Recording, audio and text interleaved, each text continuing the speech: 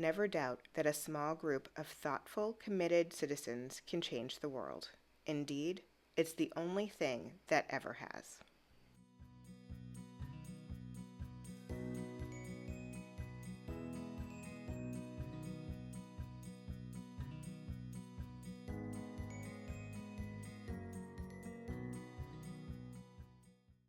Hello, and welcome back to the Common Connected podcast. I'm your host, Janine Halloran, and today I wanted to do something a little bit different.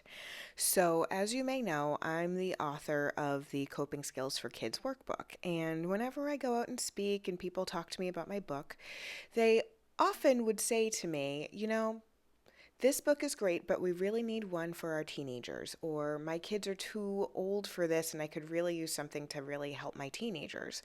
So over the last year or so, I've been working on the Coping Skills for Teens workbook, and that actually just launched a month or two ago, and I wanted to take this opportunity to do something a little different and give you a peek into the book. So because you're listening on a podcast, you can't really peek in, but what I can do is I can read you a section of the book.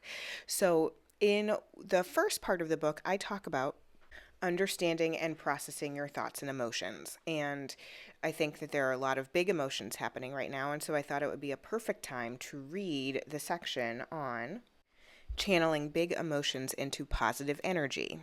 So this is number 10 in that section, and here's what it says. There are a lot of things that happen in the world that can make us really angry.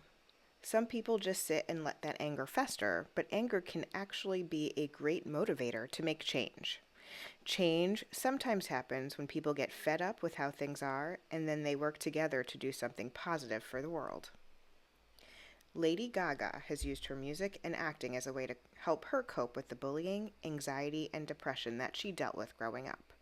She was able to find a way to express her real self, which led to her success and the ability to inspire young people who are dealing with similar experiences.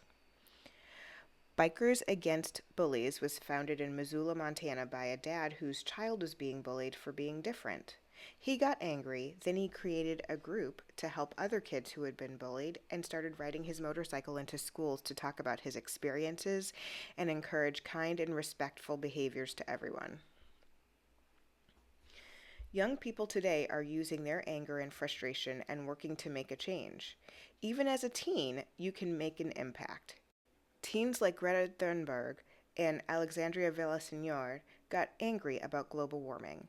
They've organized protests and started groups like Youth Climate Strike and Earth Uprising to make people more aware of these issues and make changes to do something to protect the future. And this is a quote from Alexandria Villaseñor. I get angry over injustice. I think a lot of young people do.